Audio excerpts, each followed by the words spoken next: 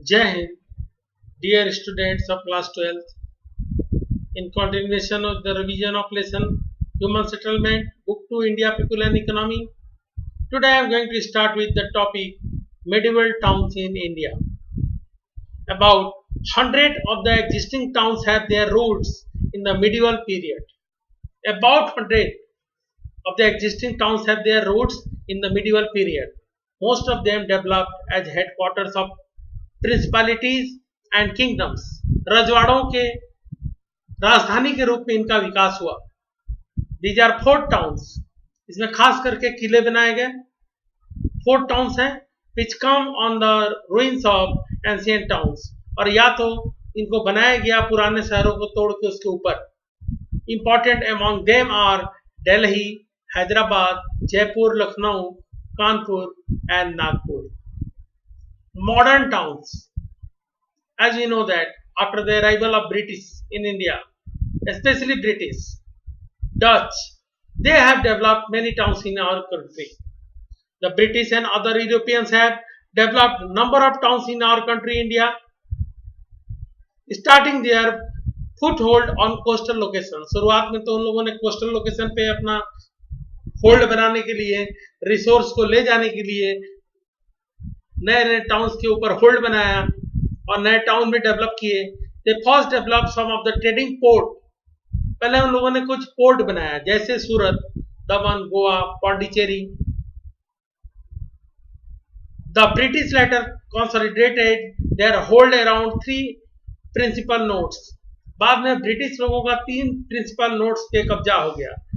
मुंबई, जिसका नाम उन लोगों ने बॉम्बे रखा, चेन्नई, जिसका नाम उन लोगों ने मद्रास रखा, कोलकाता, जिसका नाम उन लोगों ने कलकत्ता रखा. And built them in the British style. आज भी ब्रिटिश स्टाइल की बिल्डिंग, मकान, स्क्वायर्स, घर, मोमेंटम, बहुत सारी चीज आपको देखने को मिलेगी इन शहरों में. Rapidly extending their domination either directly और through control over princely states. They established their administrative centers.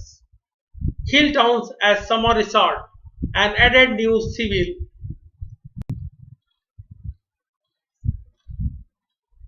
administrative and military areas to them. Towns based on modern industries also after 1850s, Jamshedpur can be cited as one example.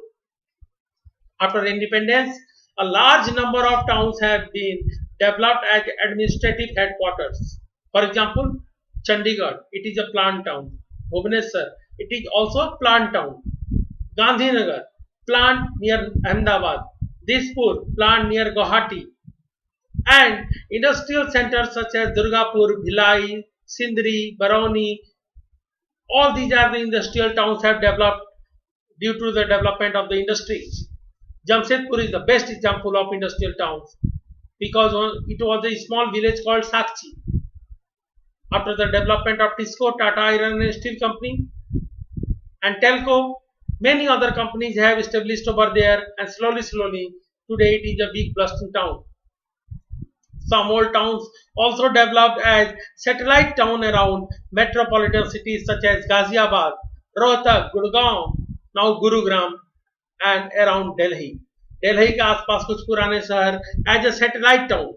जैसे moon हमारे अर्थ का satellite है, उसी तरह से दिल्ली के satellite town के रूप में गाजियाबाद, रोहतक, गुड़गांव, इसको आजकल गुरुग्राम बोलते हैं, डेवलप हुए. With increasing investment in rural areas, a large number of medium and small towns have developed all over the country.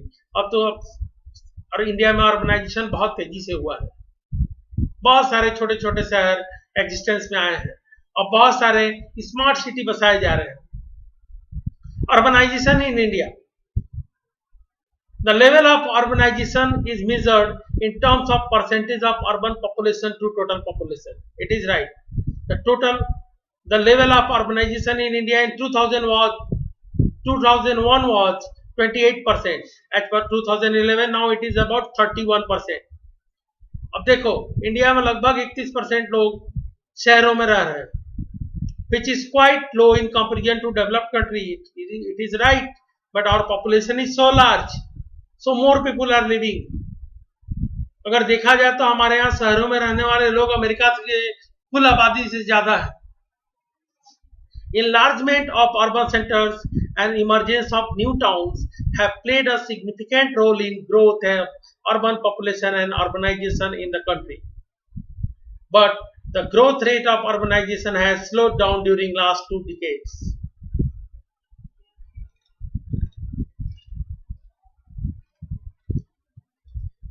One table I am discussing India trends of urbanization from 1901 to 2011.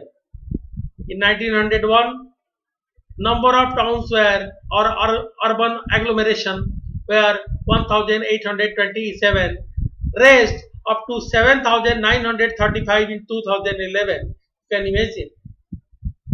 Total population urban in thousand have raised from 25,851.9 to 3,77,000. Percentage of population raised from 10.84 in 1901 to 2011 में बढ़ के कितने हो गए 31.16 अभी बताया आपको। और डिजिटल ग्रोथ भी बहुत रहा। तो इस तरह इंडिया में अर्बनाइजेशन का एक नया ट्रेंड है because people mostly are migrating from rural to urban areas in search of job. So no doubt there is a trend for urbanization in India. Now we are going to discuss about the classification of towns on the basis of population size. Census of India classifies urban centers into 6 classes as per presented in table given to your book. Urban centers with population more than 1 lakh is called city. जहां 1 लाख से अधिक आबादी है उसको city बोलते हैं। और class 1 town cities accommodating population size between 1 to 5 million 10 से 50 लाख के बीच में जो है उसको क्या बोलते हैं metropolitan cities and more than 5 million they are the mega cities. Majority of metropolitan and mega cities are urban agglomeration. Urban agglomeration का मतलब होता है कई सारे छोटे शहरों के बढ़ते बढ़ते एक दूसरे से जुड़ जाने की वजह से, जैसे कोलकाता अर्बन एग्लोमरेशन है, मुंबई अर्बन एग्लोमरेशन का एग्जाम्पल है। An urban agglomeration may consist of any one of the following 3 characteristics. 3 कोई कैरेक्टरिस्टिक्स होना चाहिए। पहला, a town and its adjoining urban outgrowth. एक टाउन या उसका एडजॉइनिंग उसके आसपास उसका जो अर्बन आउटग्रोथ होता है तब ये अर्बन एग्लोमरेशन बनता है। जब उसके एडजॉइनिंग आउटग्रोथ होगा तो गांव भी उसमें आते जाएंगे। दूसरा, 2 or more contiguous towns with or without their outgrowth, या 2 शहर मिल के एक शहर हो गए। या तीसरा, a city and 1 or more adjoining towns with their outgrowth together forming a contiguous spread. ऐसा खास करके अर्बन एग्लोमरेशन में पाया जाता है। इसको हम लोग आजकल एक नया टर्म देते हैं conurbation. Examples of urban outgrowth are railway colonies, जैसे यूनिवर्सिटी कैंपस। बनारस में देखो तो यूनिवर्सिटी कैंपस 3 यूनिवर्सिटीज हैं और तीनों का कैंपस अलग अलग है, जो सिटी के ही पार्ट है लेकिन सिटी को बढ़ाते हैं। पोर्ट एरिया, मिलिट्री कैंटोनमेंट, ये सब located within the revenue limit of the village और villages contiguous to the town और सिटी, ये इसके पार्ट होते जाते हैं शहरों के। It is evident from the table given to your book that more than 60% of urban population in India lives in class 1 town. ये बहुत अच्छी बात है। अगर देखा जाए इंडिया में percentage of total urban population तो क्लास 1 में मोर देन 60% और सबसे कम रहते हैं क्लास 6.29%। तो क्लास 1 शहर में सबसे अधिक आबादी रहती है क्योंकि वहां सुविधाएं कुछ अधिक है।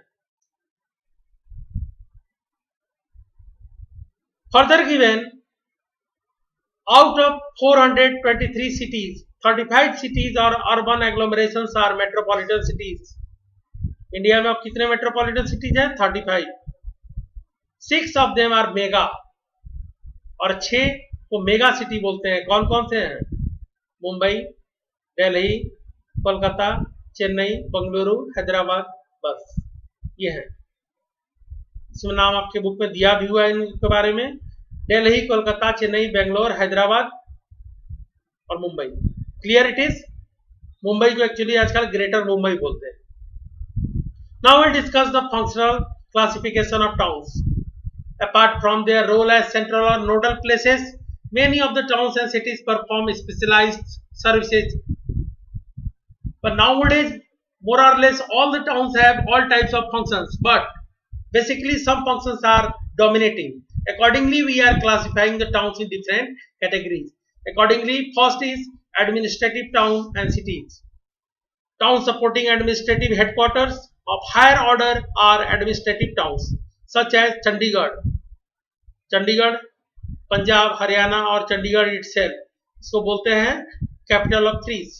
New Delhi capital of India, Bhopal capital of Madhya Pradesh, Shillong capital of Meghalaya, Guwahati actually Guwahati यहाँ लिखा हुआ है लेकिन दिसपुर होगा, असम का कैपिटल है गुवाहाटी का ही पार्ट दिसपुर, तो दिसपुर लिखते हैं. इम्फाल मणिपुर का, like this. Industrial town like Mumbai, Salem, Coimbatore, Modinagar, Jamshedpur. Transport town or cities, they may be port primarily engaged in export and import activities like Kozhikode, Visakhapatnam, Kandla, Kochi, etc. or hubs of inland transportation like the Agra, Dhulia, Mughal Sarai, Itarsi, Katni. नाम सुने हो?